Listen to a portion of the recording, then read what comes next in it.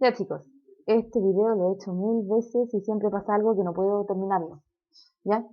Eh, o, o me interrumpen. Bueno, el cuerpo recibe estímulos, ¿ya? Del medio externo, interno, pero siempre el cuerpo responde ya por dos vías, ya tanto por el sistema nervioso a través de las neuronas o como el sistema endocrino, ya que está controlado por las glándulas y las hormonas. Entonces, el sistema endocrino se compone principalmente de glándulas endocrinas, hormonas y células blanco o diana, que es lo mismo, ¿ya? Una glándula endocrina es un conjunto de células específicas que sintetizan sustancias químicas o bien llamadas hormonas y son luego liberadas a la sangre para viajar por el torrente sanguíneo y llegar a una célula blanco y actuar ahí. Entonces estas hormonas, que son los mensajeros químicos o sustancias químicas secretadas por las glándulas, fluyen por la sangre hasta encontrar la célula en la cual debe actuar. Y esas son las células blanco o diana. Aquí podemos verlo en un diagrama. La glándula, en verde, secreta hormonas que va a viajar por la sangre hasta encontrar una célula donde debe actuar. Esta célula blanco o célula diana. Y va a ejercer un efecto fisiológico. Este efecto va a depender tanto de la hormona que se libera como en la célula en la que actúa. Y vamos a ver varios ejemplos. En este diagrama podemos ver las distintas glándulas de nuestro cuerpo. Pineal, hipotálamo, hipófisis, tiroides, paratiroides, glándulas suprarrenales, páncreas, ovarios y testículos. ¿Ya? Este diagrama muestra claramente cómo vemos en este vaso sanguíneo hormonas que están viajando. Ya aquí vemos esta glándula que secretó distintas hormonas. O sea, es la misma hormona, pero en grandes cantidades. Y obviamente viajan por el torrente sanguíneo hasta encontrar una señal que le indique que aquí está la célula diana. Y esa señal es estos receptores que vemos en verde.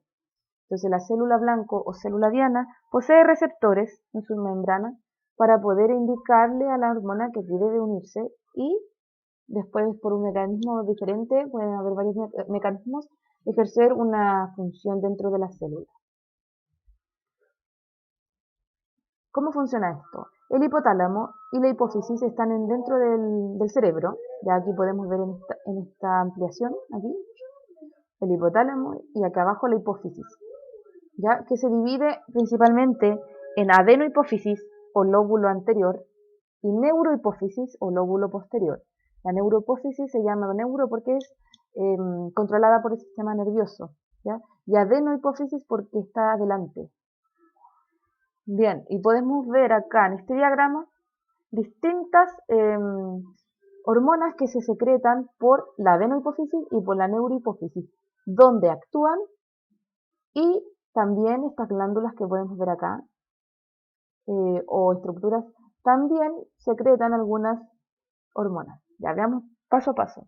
La adenohipófisis entonces libera ACTH o hormona adenocorticotropina que actúa en la corteza suprarrenal, ya arriba de los riñones, secretando, por ejemplo, cortisol. Ya esta hormona, el cortisol, actúa específicamente en casos de alto estrés o después de una operación o para combatir alguna infección. ¿Ya? Dependiendo del caso también libera TSH, que lo vimos en el video en vivo, hormona estimulante de tiroides. ¿Ya? Y actúa en la tiroides para que también secrete distintas hormonas como la T3 y la T4.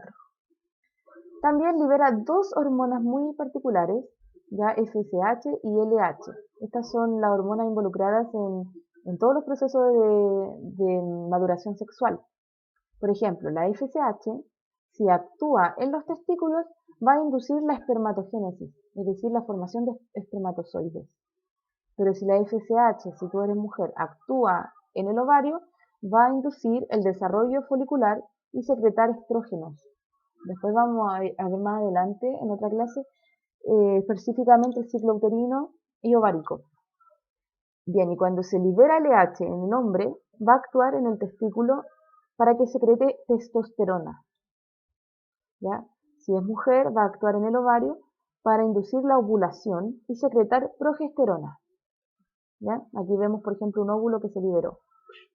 Eso es por la ovulación. Y la mujer menstrua o queda embarazada. Y también, bueno, vemos que secreta prolactina. Esta hormona va a actuar en la glándula mamaria para producir leche, ¿ya? Secreción láctea. Y finalmente podemos ver la hormona del crecimiento llamada GH. Esta hormona actúa, por ejemplo, en los huesos para ayudar al crecimiento. Por parte de la neurohipófisis, secreta ADH o la hormona antidiurética y actúa en el riñón. Y el riñón para que absorba agua. También libera oxitocina y esta oxitocina va a actuar dependiendo de la circunstancia, tanto en el útero como en la glándula mamaria. ¿Ya? Por ejemplo, en el útero produce contracción y esta contracción se puede visualizar, por ejemplo, cuando hay relación sexual o en el parto. ¿Ya? Siempre hay altos niveles de oxitocina. También, por ejemplo, en la glándula mamaria.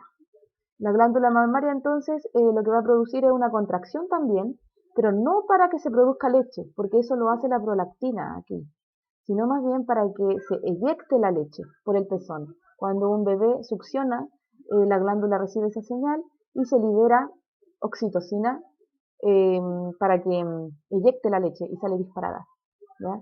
Por ejemplo, recuerden, o no sé si han oído, pero una mujer embarazada, cuando tiene otro bebé y le está dando pecho, se libera oxitocina, entonces muchos médicos prohíben la lactancia en el embarazo para evitar que haya contracciones fuertes y produzca algún aborto espontáneo o se adelante el parto, ¿ya? Por lo mismo, porque esta hormona actúa tanto en el útero como en la glándula mamaria. Ya, y este es el caso que vimos en clase, ya de cuando hay una disminución de la temperatura corporal. Vemos que el hipotálamo libera esta sustancia TSH-RH para estimular a la hipófisis, ¿ya? Y esta hipófisis, cuando se ve estimulada por el hipotálamo, libera TSH, hormona estimulante de tiroides, la cual va a actuar en la tiroides para que libere T4. También libera otra hormona, la T3, pero principalmente T4, la cual va a actuar en distintas células del cuerpo, aumentando el metabolismo de esas células y así aumentando la temperatura del cuerpo. Pero cuando ya hay muchos niveles de T4, esto tiene que frenarse, ¿verdad? Lograr otro equilibrio. Por lo tanto, ese mismo aumento va a inhibir al hipotálamo para que no siga liberando estas sustancias y se corte esta cadena. Aquí vemos lo mismo. Aquí en positivo significa que se está estimulando algo, ¿cierto? El hipotálamo estimula la hipófisis estimula a la tiroides, todo esto a través de hormonas. Pero cuando hay mucha liberación de T4, son estas hormonas que se liberan, estas mismas inhiben tanto el hipotálamo como la hipófisis. Por eso es tan negativo. Eso significa retroalimentación negativa, que es la inhibición de este mecanismo para volver al equilibrio. Y eso ocurre en todos los mecanismos hormonales. ¿Ya? Ahora veamos, por ejemplo, la regulación de la glicemia, que lo vimos anteriormente en la clase. Recordemos que la glicemia es el azúcar en la sangre, ¿ya? O la glucosa en la sangre. Y está regulada por el páncreas. Esta gran glándula que está en amarillo, en naranjo, libera dos hormonas importantes, la insulina y el glucagón. Y la insulina, la función que tiene es incorporar la glucosa que está en la sangre a las células, ¿ya? Es decir, ese azúcar que está circulando, que está en abundancia, la insulina la capta y la introduce dentro de las células o en el hígado almacenada en forma de glucógeno, ¿ya? Pero cuando hay poca azúcar en la sangre, que también es malo que haya muy poca, muy baja glicemia, el páncreas secreta la otra hormona, que es contraria a la insulina, y este es el glucagón. Puede que tengan nombres parecidos, que se confundan, así que es práctica. Sería bueno que se hicieran un diagrama para resumir. El glucagón es una hormona que produce la degradación del glucógeno en el hígado. Entonces el glucagón va a actuar estimulando al hígado para que degrade el glucógeno almacenado y se degrade en forma de glucosa y sea liberado a la sangre. Ya, pues vamos a verlo en el siguiente diagrama. No sé, ahí está. Este diagrama muestra lo mismo. Cuando hay mucho nivel de azúcar en la sangre, esto es un vaso sanguíneo en rojo y en blanco vemos la glucosa. Cuando hay alta glicemia, el páncreas secreta insulina para captar ese azúcar ingresarla a las células. Entonces las células toman glucosa de la sangre y así se restablecen los niveles normales de glucosa. Pero cuando hay hipoglicemia o baja glicemia en la sangre, baja glucosa, el páncreas secreta glucagón, ¿ya? Para que el hígado degrade el glucógeno y sea liberada esa glucosa a la sangre. Aquí vemos cómo la glucosa va viajando en la sangre y se restablezcan así también los niveles de glucosa en la sangre. La glicemia siempre debe estar controlada. Esto pasa, por ejemplo, los diabéticos, es muy importante, muchos diabéticos tienen problemas con la insulina, no producen insulina, por lo tanto no hay forma de captar ese azúcar en la sangre e ingresarla a las células. Por eso se tienen que inyectar a veces una insulina sintética. Bien.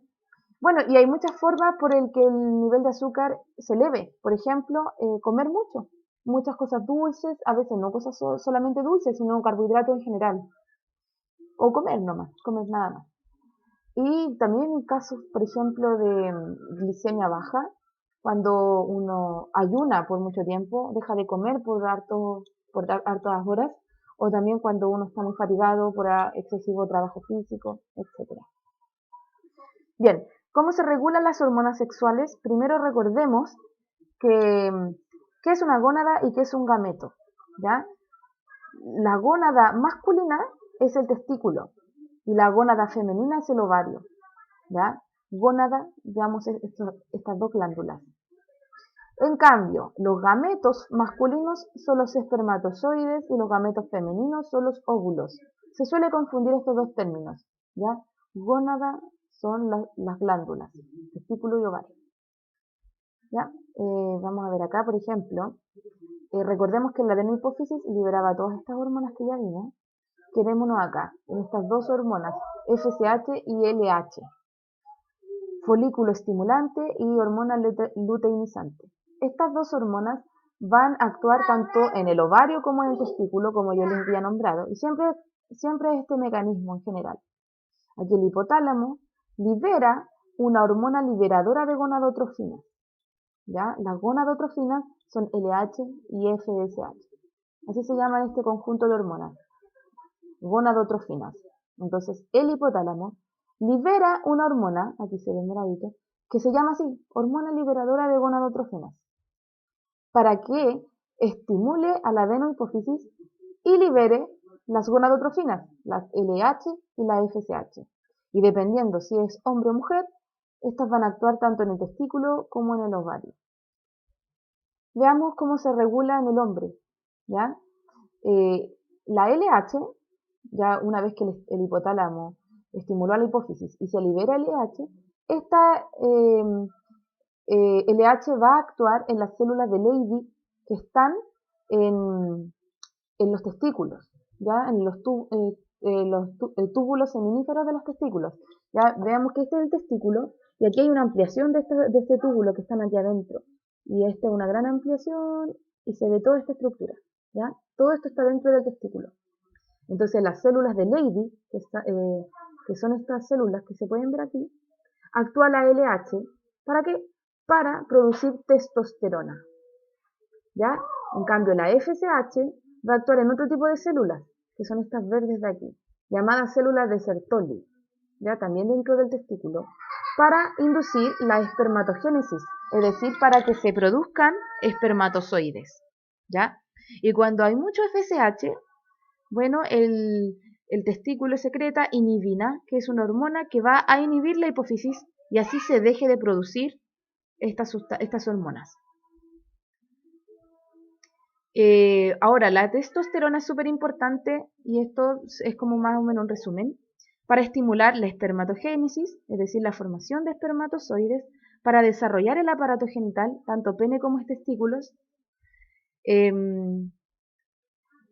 Promueve el crecimiento del pene, los testículos, las glándulas secretoras sexuales en la pubertad, ¿ya?